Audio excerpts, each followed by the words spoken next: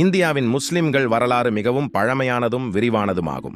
அதை சுருக்கமாக பார்ப்போம். இஸ்லாம் இந்தியா வந்த விதம் ஆரம்ப காலம் 7-8ஆம் நூற்றாண்டு. கியோபி ஆரண்ய திப்போன் ஆரியார் ஆனாத்திமா பத்தினோனே காலத்தில் அரபு வணிகர்கள் கேரளா, குஜராத் போன்ற கடற்கரை பகுதிகளில் வணிகம் செய்தனர். இவர்களின் வழியாக இஸ்லாம் இந்தியா வந்தது. மலபார் முஸ்லிம்கள், மாப்பிள்ளை முஸ்லிம்கள். இதன் அடிப்படை சிந்தின் கைப்பற்றல்.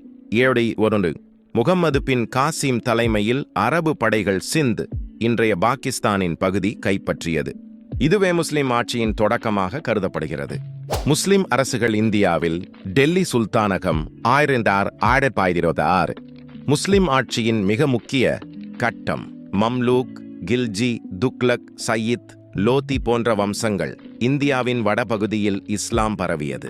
முகலாய பேரரசு 1957 பாபர் பானிபட் போரில் 1926 இப்ராஹிம் லோதியை வீழ்த்தி முகலாய ஆட்சியை ஆரம்பித்தார். அக்பர், ஜகங்கீர், ஷாஜகான், அவுரங்கசீப் போன்ற பேரரசர்கள் ஆட்சி செய்தனர். தாஜ்மஹால், ஜாமா மசூதி, ஃபதேபூர் சிக்ரி போன்ற பெரும் நினைவுச் சின்னங்கள் கட்டப்பட்டன. கலாச்சாரம், சமூகம், கல்வி உருது மொழி உருவாகியது.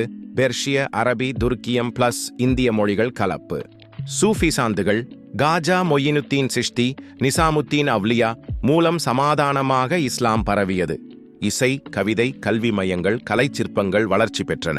பிரிட்டிஷ் காலமும் பின்னர் 1857 முகலாயர் வீழ்ச்சி, பகதூர் ஷா டிஐ. பின்னர் முஸ்லிம்கள் இந்திய விடுதலை போராட்டத்தில் பங்கெடுத்தனர். சயீத் அகமது கான், அபுல் கலாம் ஆசாத் போன்றோர் கல்வி, சமூக சீர்திருத்தங்களில் ஈடுபட்டனர். இன்றைய நிலை இந்தியாவில் முஸ்லிம்கள் சுமார் 200 மில்லியன் மக்கள், 14% மக்கள் தொகை. இந்தியா உலகிலேயே அதிகமான முஸ்லிம் மக்கள் தொகை கொண்ட நாடுகளில் ஒன்றாகும்.